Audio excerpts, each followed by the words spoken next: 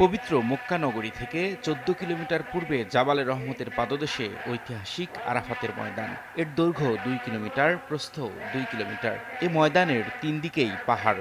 দক্ষিণ পাশ ঘেঁষে মক্কা হাদা তায়েফ রিং রোড। এ সড়কের দক্ষিণ পাশে আবেদি উপত্যকায় মক্কার ঐতিহাসিক উম্মুল কোরা বিশ্ববিদ্যালয়। উত্তরে সাত পাহাড়, সেখান থেকে আরাফাতের ময়দানের সীমানাও প্রায় ১ কিলোমিটার। দক্ষিণে গিয়ে মসজিদে নামিরায় আরাফাতের ময়দানের সীমানা শেষ হয়েছে। আরাফাতের ময়দান জুড়ে চোখে পড়ার মতো অনেক নিম গাছ রয়েছে। কথিত আছে যে এই নিম গাছের চারাগুলো বাংলাদেশ থেকে নিয়ে রোপণ করা হয়, যার তত্ত্বাবধানে রয়েছে বাংলাদেশি শ্রমিকরা। হজরত আদম আলাইহিসসালাম ও হজরত হাওয়া আলাইহিসসালাম জান্নাত থেকে পরস্পর বিচ্ছিন্ন হয়ে পৃথিবীতে আসার পর অত্যন্ত ব্যাকুল হয়ে একে অপরকে খুঁজতে থাকেন।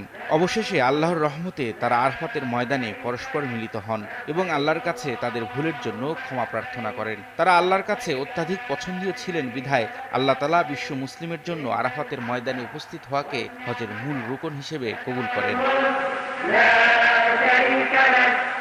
আরাফাতের ময়দানে জোহর এবং আসরের নামাজ একসঙ্গে আদায় করেন হাজিরা। এর আগে হাজিদের লাব্বাইক ধ্বনিতে মুখরিত হয়ে ওঠে আরাফাত প্রান্তর। সেখানেই বিশ্ব মুসলিমের হেদায়েতের মূলমন্ত্র হজের খুতবা পাঠ করা হয়।